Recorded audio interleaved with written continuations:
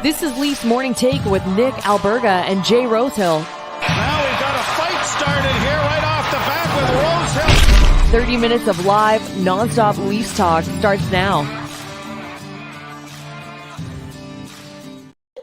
What is going on, everybody? Hope everyone had a fantastic weekend and happy belated Father's Day to all the great hockey dads out there. Presented by Botano, it's the Monday edition of Leafs Morning Take. Nick Alberga and Carter Hutton with you. Jay Rosehill back in the mix tomorrow. Huts, what's going on, buddy? How are you? Good, man. Good to be back. Just, a little time off there. Now I'm ready to rock here. We got a cup winner and time to talk. It's that time of year, the draft coming and free agency, lots going down.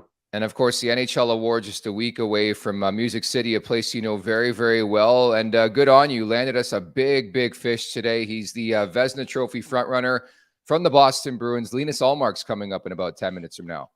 Yeah, my goalie partner for 3 years. Nice enough to come join us. And, great guy. We had a great relationship. Our sons were good buddies in daycare together. And I feel like I kind of took him under my wing a little bit. He was much better goalie than I ever was. But, now he's figured it out and it's been amazing. And I got a few buddies here that always tell me I called it. I said for a long time that he was going to be really, really good. And he used to frustrate me because he'd come to the bench. He wouldn't even be tired and he'd be stopping 35 or 36. And I'd be in there. Every time I strapped on, I was losing. I was like Bobrovsky, sweating my butt off trying to keep up.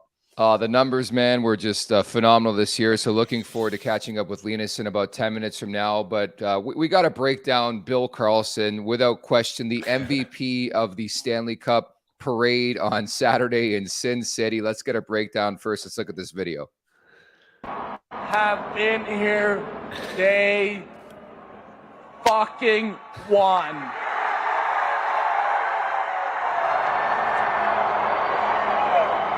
You guys are so amazing.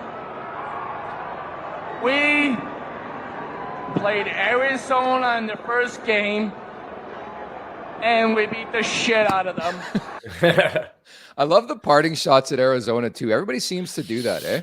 Yeah, it seems like that's the hot topic there. Cassidy and Wild Bill there. What a way to stamp that legacy in that cup run. And obviously it was great. I was a little disappointed when they came and took the mic from him. It's one of those moments you wish he could have ran with it, but what we got was pretty impressive, especially the opening fall coming out of the gates was a really great way to set the tone.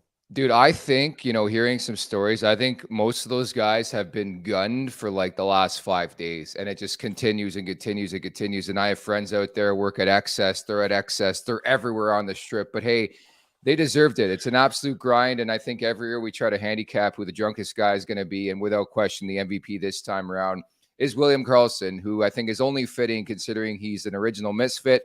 Had 43 goals, in his first season, and now he's a Stanley Cup champion. So what a story.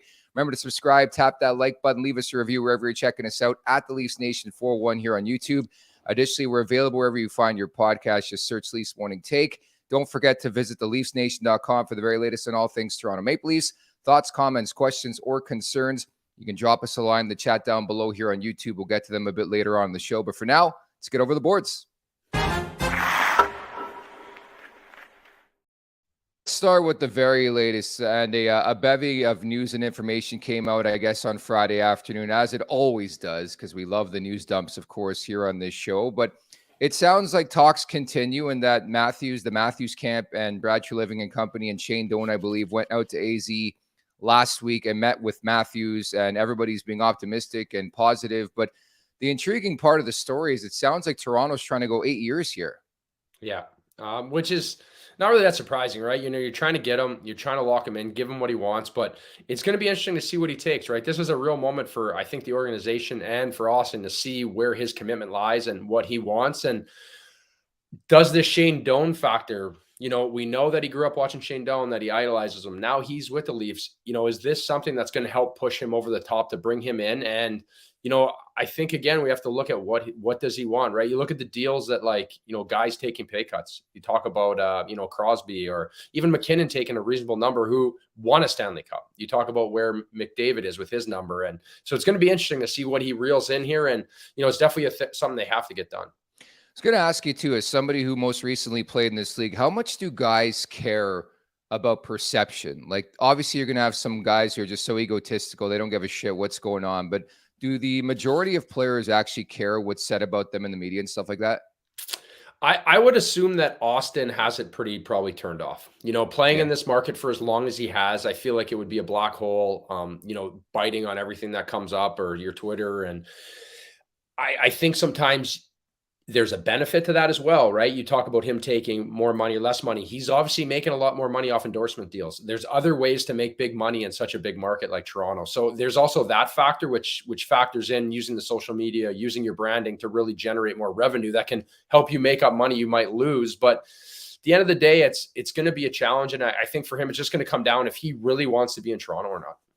Yeah, that's exactly it. And I just wonder what that number would look like if it's an 8-year contract. I just don't think the likelihood of an 8-year deal coming out of this makes a lot of sense for the Matthews side. And maybe they cave and maybe they meet somewhere in between. But I think the likelihood, if you were to ask me right now, of an 8-year contract extension, I just don't see it.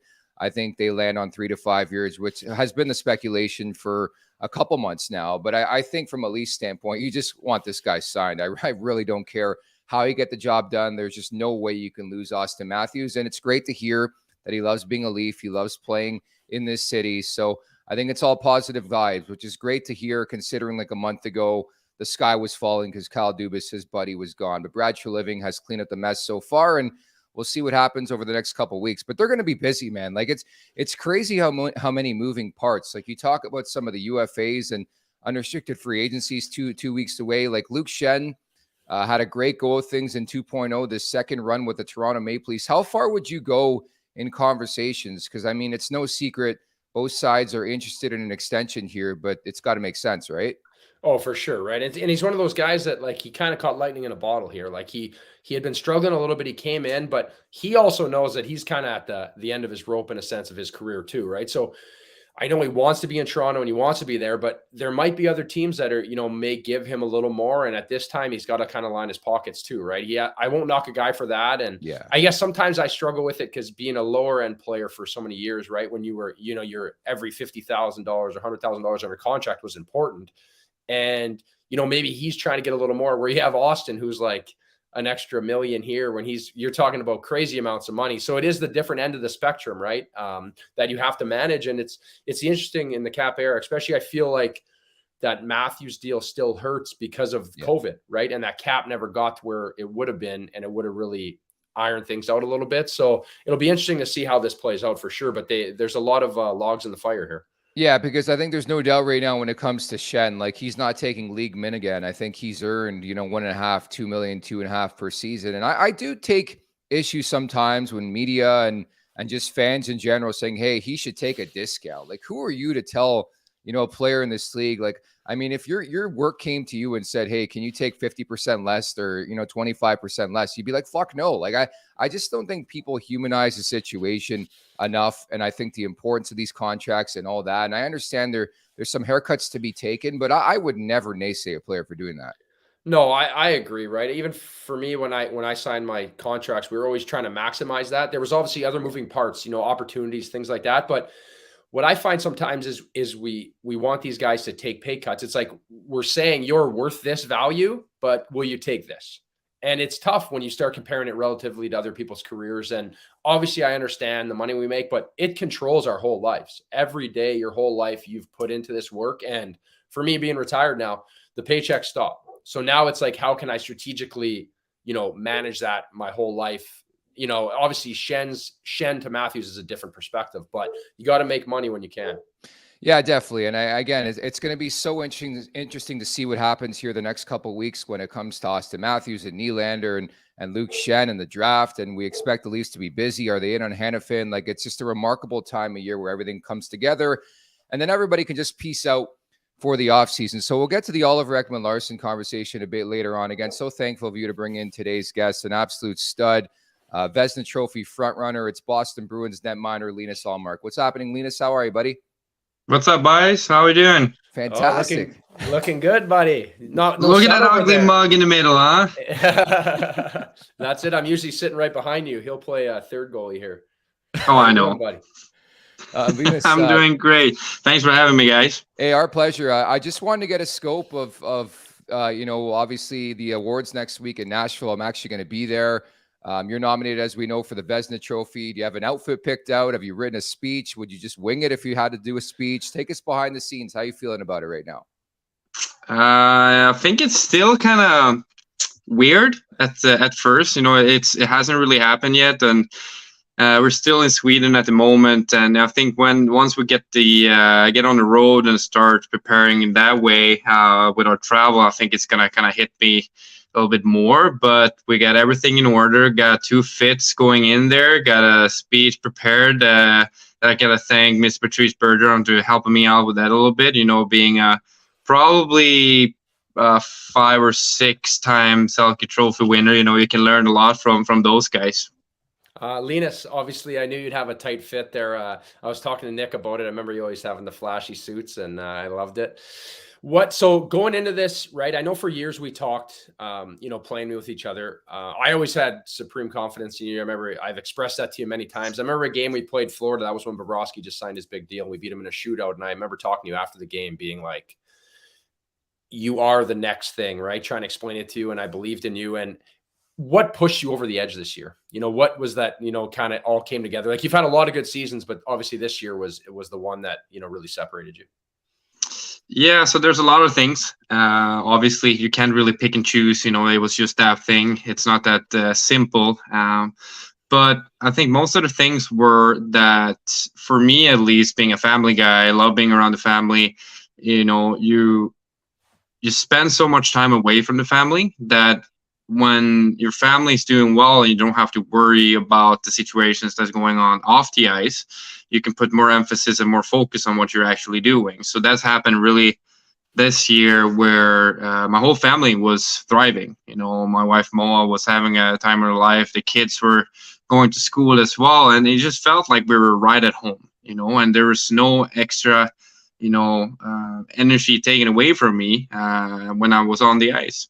So, and I felt the same thing when, during the COVID year, when I was just thinking about myself and playing hockey. That's the only thing they were doing, because my family was back home in Sweden. And I felt like, okay, this is how it feels when I don't have to worry. So it was kind of a situation where it felt familiar, but also very welcoming in the same sense. And working together with goalie Bob Essensa, which has been a terrific thing for me, at least. I had a lot of great goalie coaches throughout my career, but there's just something about that big fella that just feels right. He's we work together very well on a personal level, and for me that's a huge part of it. When you can set high standards and you know exactly what to expect out of each other, so there's no bullshitting coming out of your mouth when it comes to when you're looking at games in perspective, or when you're looking at games after the day after, stuff like that. So together with that whole recall thing that everybody's been on my bum about, I gotta say that's the golden trifecta. It really has been tremendous, man. And you're being humble and modest, and it's so NHL goalie and so NHL player. Like, you even scored a goal this year, Linus, like February 25th, man. Like, what do you remember about that night? It was in Vancouver, right? I gotta thank Hutz for that one, actually. Because the thing was too that during my days in Buffalo together with Hutz, I got to learn from the best when it comes to playing the puck and handle the puck and everything that comes in between. And it was mesmerizing, because I remember playing against Hutz as well the year before he came to Buffalo, and it was mesmerizing how good he was and the amount of plays that he was making left and right, center. And with age also, that swagger and the confidence comes to your game. So when the opportunity presented itself this year, I just took it and I sent it, and I've been dreaming about it. I've been practicing them. I don't know how many times I've been practicing it, but everything just kind of came together at that particular moment. Yeah, no, I can remember shooting pucks with you. I can never shoot it as hard as you could, though. You had that big slap shot too, and yeah, no, that was the next thing that everybody was on talking about. Like, next time that there's the wrister is taken care of now, so either I got to go backhand or slap shot. I like that. So we talk a lot about in here about the power play of Toronto and just in the NHL. So we've been talking a little bit about like how Florida had this run and Vegas had this run during the playoffs, and Toronto's power play and the dynamic forwards in the NHL now. Like, how do you see Toronto's forwards, you know, Marner's, Matthew, Nylander, comparatively to, you know, facing Florida, facing teams in the Atlantic Division, Tampa, and the power that comes now with this high-end offensive play in the NHL? I think that Toronto and Tampa are pretty similar when it comes to how they're playing it, because there's so many dangerous options. You know, when you look at Florida, for example, it wasn't like they had 5 guys that were all a threat, but they were also very good at, you know, utilizing each other's strengths. But when you look at Toronto, or Tampa for that matter, you know, you have Matthews, Kucherov, Hedman, Riley, Nylander, you know, and the list goes on. And they are so skilled, so deceptive. So when you're assuming things, that's when it gets dangerous, because you're thinking that Matthews is going to shoot it and he makes the pass. You're thinking that Nylander's going to make the pass, and all of a sudden he rips it.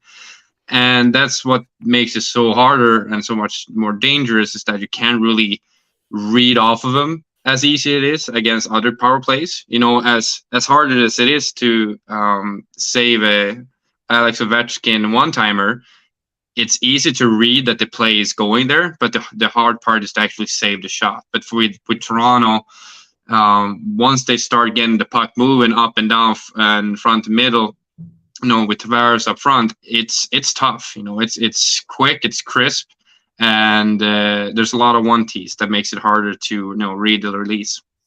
And Linus, that's the incredible thing to me about this entire body of work in this season for you, is that for my money, you're going to win the Vezina Trophy playing in that division, which is a murderer's row. We reference. I mean, every team is fantastic. Even some of the lesser known teams like Ottawa and Detroit are coming up, and it's just a really, really strong division. I just wanted to ask you, like, what would a Vezina Trophy mean to you? How much pressure did you feel going into a city like Boston, knowing who was their #1 goaltender for a long period of time? I didn't feel any pressure, really. You know, I had a lot of belief in myself. I know that I can play at a certain level. And for me, it was a nice opportunity to try something new. So I was looking forward and was pretty excited to come to an organization that was in a different time, or so I should say, compared to Buffalo at the time.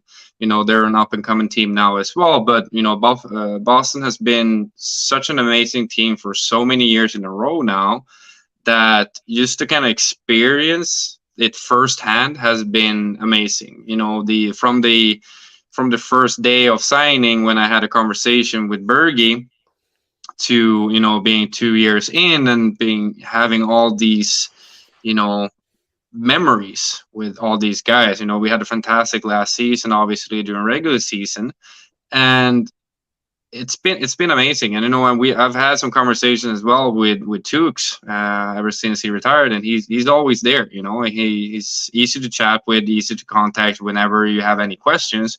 And he's a former Vezina winner as well, and he's been, you know, in my mind, I think he's going to be a Hall of Famer as well. So it's nice to have a guy like that behind the scenes that you can talk to when it comes to, you know, the mental aspect of the game, for example. Yeah, I think that's always important, right? As you grow, and we obviously took some bumps and bruises in Buffalo, and you developed into who you are today. And I think that's always part of the process, right? For me, I feel like when I was in the minors, I dealt with a lot of stuff, and I grew into who I was. And I think about our connection we had. You know, we obviously didn't have the success that you're having in Boston, but we had a good, you know, working relationship, and we fed off each other well. And I watched this relationship that you and Swayman have, which is obviously amazing to watch. And he's one hell of a goalie as well. So after this great season, you know, where do you guys grow together into this next season? And do you set goals coming into this season after such a remarkable season? Or is it just, let's chip away and kind of, you know, see where this leads us here? I think that part is coming later, when I'm going to have a little sit down with Bob and talk about what to expect for the next season, because obviously there's going to be a way different kind of expectations laid upon me. And I think that the hardest part will be to meet those expectations now, compared to, you know, before, when you were just playing and no one was really giving a crap about you. You was just there to win games, and they were more focused on the team aspect.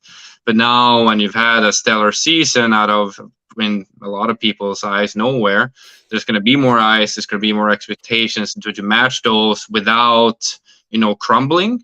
on the mental aspect, because obviously I know that I have the skills to play here, and I have the skills and to be one of the top goalies in the league.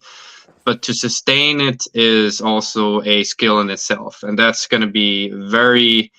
It's inspiring and motivating in a sense of way, because we also have Henrik Lundqvist that I've always looked up to when it comes to that, being able to sustain success and playing at such a high level for such a long time is mind blowing. With all of his season being plus 20 wins, once you start playing in the National League, that's when you realize, okay, this is hard. To get 20 wins, it's not a small feat. It's actually pretty amazing, because if you play 40 games and you win 40 or win 20, that's a 50% win streak. So you just want to have to keep building upon that and not to be too hard on yourself.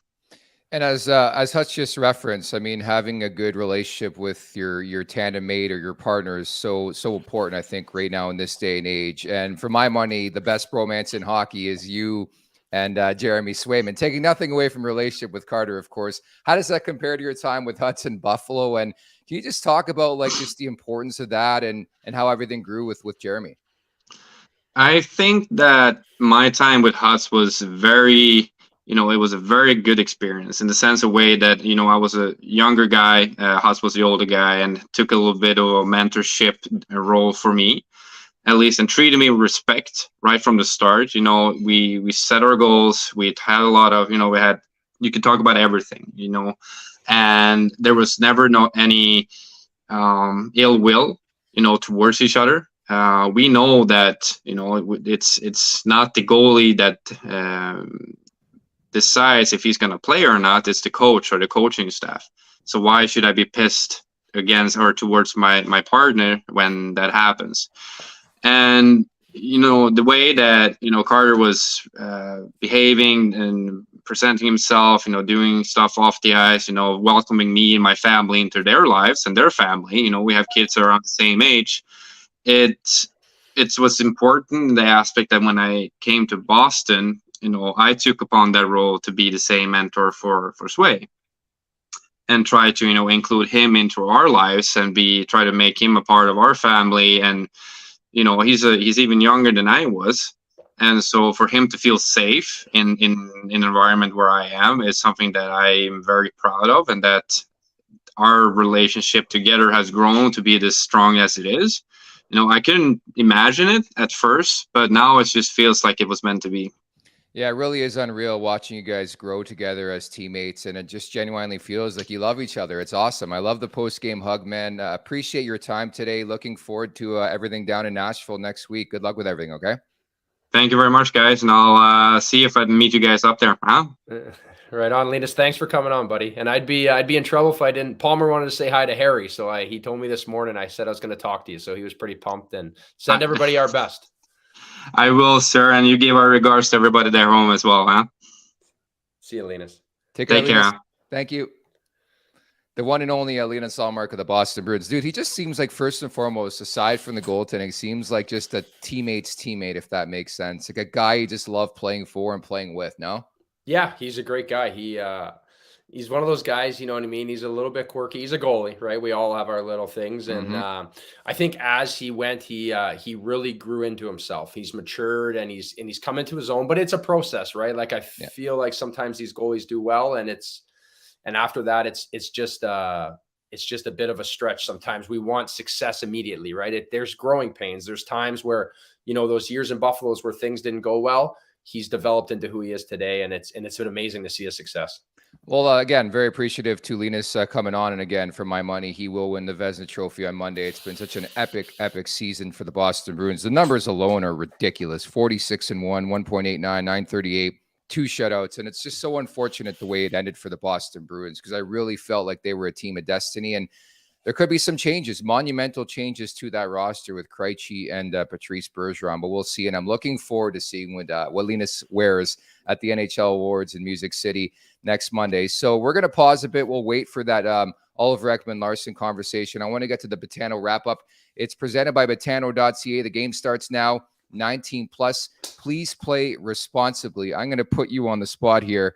And I think Linus is still in the chat, but the Vezina Trophy coming up on Monday. If you had to handicap things, to me, it's got to be Ullmark. But again, Connor Hellebuyck and Ilya Sorokin obviously deserve to be in that conversation too. Yeah, of course they did. I think Hellebuyck got the Jets in the playoffs single-handedly, and Sorokin just keeps getting better and better. For a goalie, Sorokin, I usually don't miss on guys. Sorokin was the one I remember we played the Islanders, and I was like, I thought this goalie had street hockey pads on when he first came out, but oh my goodness, can he track a puck? He doesn't look like he's wearing a chest protector. It's unbelievable what he can do. Where you see Hellebuyck and Linus, they have such a presence in the net. They're so big, and Linus is so patient and good, but I would bet the house on Linus, and I'm going to be really happy to see him win. I think it's a no-brainer. I think it's a done deal, and so the odds can't be very good for that. So no, they're shit. I can tell you that right now. I wanted to pump your winery. I wanted to see if Linus Ullmark can get to your winery in Nashville, right? Well, he's been before. He's endeavored into it. We've had a few functions there. He actually tried to bring the Bruins there this year. We had talked a little bit, but I'm hoping the boys will hit it up when when you guys are in Nashville, and I got to get down there soon. It's been too long. Yeah, and maybe we can do a team function down there. Of course, Botano, the recently named the 2023 EGR Brand of the Year, and thankful to our friends over at Botano for bringing you that segment. I'm with you. I think Linus Ullmark will win the Vezina Trophy next Monday. Okay, let's get back to the Oliver Ekman-Larsson conversation before we get to the chat. It's on fire here on this Monday as we get closer and closer to the NHL draft next week in Nashville. Then free agency kicks off. Oliver Ekman-Larsson, so he gets bought out by the Vancouver Canucks on Friday. It raised some eyebrows, at least here in Toronto, at least my bushy eyebrows. He's going to be 32 when next season starts. In my opinion, he's still a top 4 defenseman. Like, I think he's a perfect example of a guy who just needed a change of scenery. And I can't believe they bought out like 4 years. Like, they're going to be paying this guy for the next 8 years. But right away, I thought, who does he know in Toronto? Well, he knows Brad Treliving. He knows Shane Doan. What do you think of that fit, potentially the Leafs flirting and talking to a guy like Oliver Ekman-Larsson in free agency? I think it's going to come down to money. He can obviously be a fit. He's still a heck of a player. It's like, what role do we see him in here? Where you've looked at the success of what the Panthers did and Knights, and we talk about their back end. And I don't know where he fits in that role of that playoff, gritty, shutdown, hard D-man. But a player like that comes available, and if it's at a good number, you can't turn that away. He can play, and he's got a lot to him, but we'll have to see where he's at, and at least he's getting paid out for the next foreseeable future too. Oh, and that's the unique thing too, is like he gets a new contract on top of that. But like you start to think about reclamation projects, and I was trying to think of some comps. Like right away, Kevin Shattenkirk came to mind, right? He gets bought out by the New York Rangers, signs a 1-year deal with Tampa, I think a 1.75, wins a Stanley Cup, and then gets a 3-year, $11 million contract, I think it was, with the Anaheim Ducks. So it does happen. I mean, this isn't a guy like who was nothing earlier on in his career. I mean, he was a stud defenseman for Arizona for many years, gets traded to Vancouver, and it just hasn't worked out. But I think if it gets into that realm of being a reclamation project where the money makes sense, I think you almost have to take a flyer at the very least, at least make that call if you're the Maple Leafs, because that was one of my major takeaways from the year. Carter is just the fact that I think you look at Toronto and you look at the depth in the back end, you try to compare them to Florida, try to compare them to Vegas, some of the other teams in this league. Top 4 wise, they don't have the depth that these other perennial contenders have. No, I agree. I think that's the hole that we're looking at, right?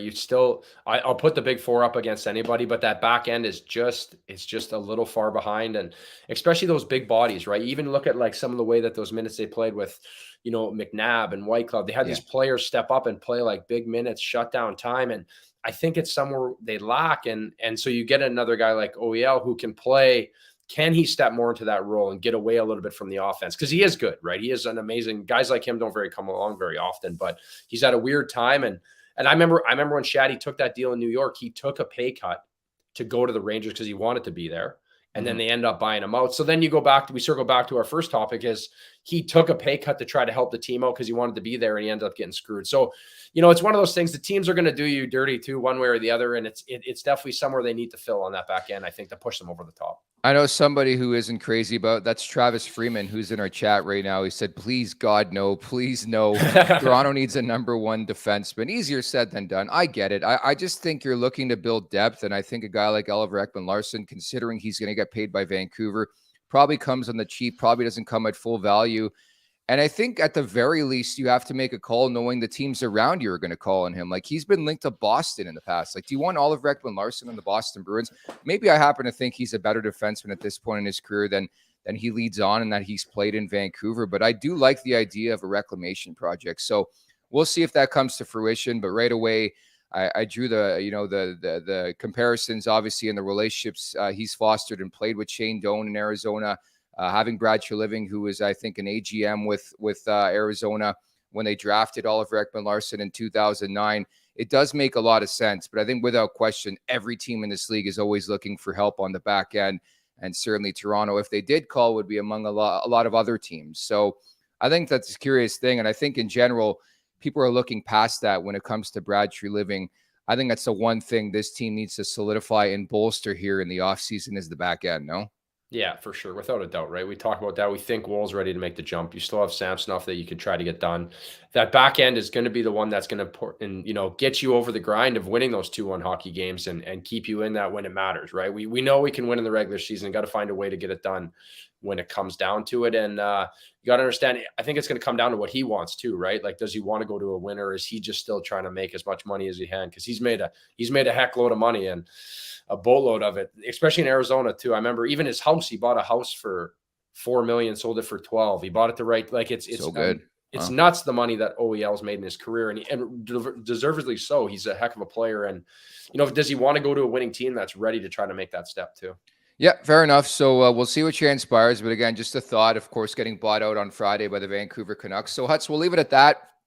Again, so thankful of you to get and your old goalie partner there in Buffalo, Linus Ullmark, on the show. And I'm just I'm genuinely curious to see how this Leafs team looks in the next 2 to 3 weeks, man. Like, it could look drastically different here. Yeah, there's a lot going to go down. It's going to be interesting and exciting times here. All right, buddy. We'll talk soon, okay? Yeah, thanks for having me on again. The one and only, my pleasure. That's Carter Hutton. Thank you to everybody in the chat. Again, at the Leafs Nation 401, if you haven't subscribed just yet on YouTube, at the Leafs Nation 401. Again, available wherever you find your podcast as well. Search Leafs Morning Take and we'll pop up for you. Jay Rosehill back in the saddle tomorrow. Many thanks to producer Aaron as well. And of course, our feature presentation on today's show, Linus Ullmark. I'm Nick Alberga. Thanks so much for listening and watching. We'll talk tomorrow. Take care.